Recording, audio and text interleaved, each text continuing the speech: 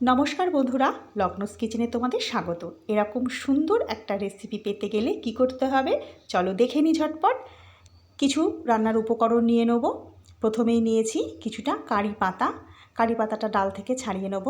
এবারে একটা শুকনো লঙ্কা কুচি কুচি করে কেটে নেব। আমি ছুরি দিয়েই কাটতে যাচ্ছি কিন্তু হচ্ছে না, এই জন্য কাঁচি দিয়ে কেটে নেব। শুকনো লঙ্কাটা কিন্তু এতে লাগবে, যারা খাও না তারাও একটুখানি কিন্তু এই রান্নায় শুকনো লঙ্কা ব্যবহার করো। 3টে কাঁচা লঙ্কা দিয়েছি, এটাও কুচিয়ে নেব। ঝালটা নিজেদের স্বাদ মতো দেবে, তবে অবশ্যই যাই দাও না কেন শুকনো লঙ্কা আর কাঁচা লঙ্কা দুটোই মিশিয়ে দেবে। যে কোনো একটা দিও না, দুটোই দেবে, তাতে গন্ধ আর স্বাদ দুটোই খুব ভালো হবে। এবারে ছোট সাইজের দুটো আলু নিয়েছি। এই আলু দুটো খোসা ছাড়িয়ে খুব ছোট্ট ছোট্ট টুকরো করে কেটে নেব।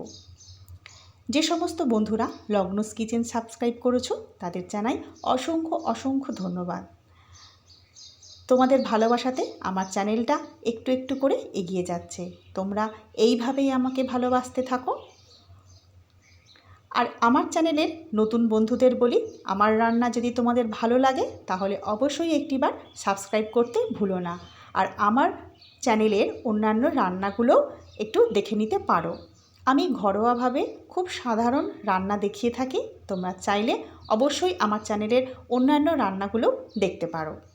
দেখো আলুগুলো কাটা হয়ে গেছে, জলে দিয়ে দিলাম। 1 মুঠো চিনেবাদাম নিলাম আর একটা ডিম। তেল গরম করে ডিমটা কড়াইতে দিয়ে দেবো। অল্প নুন দিয়ে ডিমটা ঝুরি করে ভেজে নেব। আমি একটা ডিম দিয়েছি, তোমরা চাইলে 4-5টা ডিমও ব্যবহার করতে পারো। ডিমটা এবার ভালো করে ভেজে তুলে নেব। এই কড়াইতে বেশ কিছুটা তেল দিয়ে দেবো। আমি সাদা তেল দিচ্ছি, তোমরা চাইলে সর্ষের তেলও দিতে পারো। সর্ষের তেল দিলেও কিন্তু খেতে খুব ভালো হবে। এবার 1 মুঠো বাদাম ভেজে নেব। বাদাম ভাজার সময় গ্যাসের আঁচ আস্তে করে দেবে, নইলে বাদাম পুড়ে যাবে, ভেতরটা কাঁচা থেকে যাবে। এই তেলেই দিয়ে দেবো আলু। আলুগুলো কিন্তু অবশ্যই তোমরা খুব ছোট্ট ছোট্ট টুকরো করে কেটে নেবে। আর যারা আলু খাও না, দিতে চাও না, দিও না, কোনো অসুবিধা হবে না। আলু না দিয়েও খুব সুন্দর খেতে হয়। বাকি উপকরণগুলো দিও। এইবার আলুটা কিন্তু খুব ভালো করে ভেজে নিতে হবে, একদম কিন্তু ভেজে নরম করে ফেলতে হবে আলু। একটু নুন দিয়ে নেব, তারপর ভালো করে আলুটা ভেজে নেব। আলু ভাজা হয়ে গেছে, আলু নরম হয়ে গেছে। এবারে আমি এর মধ্যে দেব কারি পাতা। আমি কিন্তু একটু বেশি করে কারি পাতা দেব। তোমরা কিন্তু কারি পাতা প্রথমেই ফোড়ন দেবে না, এরকম মাঝপথে দেবে। এই ফোড়নটা আমি এই মাঝপথেই দেব রান্নার। কারি পাতা দিয়েছি, এবারে দেব শুকনো লঙ্কা কুচি, তারপরে দেব কাঁচা লঙ্কা কুচি। অবশ্যই কিন্তু এইরকম রান্নার মাঝখানে ফোড়নটা দেবে, এতে গন্ধ আর স্বাদ দুটোই কিন্তু খুব ভালো হবে। 1 চামচ সর্ষে দেবো, আমি সাদা সর্ষে দিয়েছি, তোমরা চাইলে কালো সর্ষেও ব্যবহার করতে পারো। আসলে বাড়িতে যে সর্ষেই থাকবে সেটাই দেবে, এতে স্বাদের কোনো হেরফের হবে না। এবার খুব ভালো করে ভেজে নেব। যখন দেখব সর্ষে কারি পাতা লঙ্কা থেকে খুব সুন্দর গন্ধ বেরোচ্ছে, তখন আমি এর মধ্যে দিয়ে দেবো সুজি। আমি এখানে 1 কাপ সুজি নিয়েছি। এই সুজিটা একটু মোটা দানার।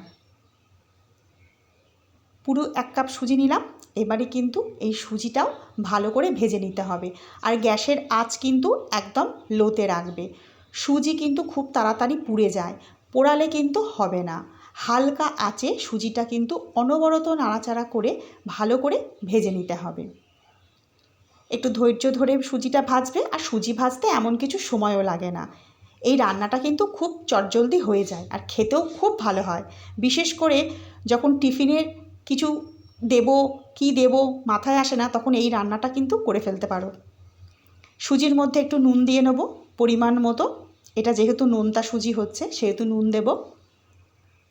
তারপর খুব ভালো করে ভেজে নেব যতক্ষণ না সুজিতে একটা সুন্দর রং আসছে। দেখো আমার একটা গোল্ডেন কালারের সুন্দর রং এসে গেছে সুজিতে। এই রকম তোমরা রং এলে তখন এর মধ্যে জল মেশাবে। এবার আমি জল দেব। আমি এখানে 1.5 কাপ জল দেব। 1 কাপ সুজি নিয়েছি, তার জন্য আমি 1.5 কাপ জল দিচ্ছি। আর কিন্তু একটুও জল দেব না। এতেই কিন্তু সুজি একদম নরম হবে আর রান্নাটাও কিন্তু ঝরঝরে হবে। সুজিটা কিন্তু একদম ঝরঝরে হয়ে যাবে, তোমরা কিন্তু দেখে বুঝতে পারবে। আর ঠান্ডা হওয়ার পর তো একদম ঝরঝরে হয়ে যাবে। আর যেটা গোটা গোটা লাগবে সেটা জানবে আলুর জন্য, আলু দিয়েছি, ওই আলুর গায়ে যেটুকু সুজি লেগে থাকবে সেইটুকুই গোল গোল হয়ে থাকবে, নইলে সুজি একদম ঝরঝরে হয়ে যাবে। এবারে আমি এর মধ্যে একটু চিনি দেবো, 1.5 চামচ মতো চিনি দিয়েছি। তোমরা যারা চিনি দিতে চাও না, একদমই নোনতা খেতে চাও, তাহলে তারা চিনি দিও না। আমি একটুখানি ভালোবাসি মিষ্টি খেতে, সেই জন্য আমি অল্প করে চিনি দিলাম। এইবার চিনিটা খুব ভালো করে মিশিয়ে নেবো। দেখো এখনই শুকনো হয়ে গেছে, সুজি কিন্তু গলে গেছে, নরম হয়ে গেছে, কিন্তু অথচ ঝরঝরেও হয়ে যাবে। খেতে খুব ভালো হয়, অবশ্যই তোমরা একদিন বানাবে। ভেজে রাখা বাদামটা দিয়ে দিচ্ছি, বাদামটা মিশিয়ে নেব। এবার ভেজে রাখা ডিমটাও দিয়ে দেবো। দেখো আস্তে আস্তে ঝরঝরে হয়ে যাচ্ছে। এবার ডিমটাও দিয়ে দিলাম, মিশিয়ে নেব। আমার রান্না কিন্তু একদম রেডি। তার আগে তোমাদের জন্য কতগুলো ছবি তুলে নেব। ফিরে আসবো নতুন কোনো রেসিপি নিয়ে। আজকের মতো এখানেই বিদায় নিলাম। নমস্কার।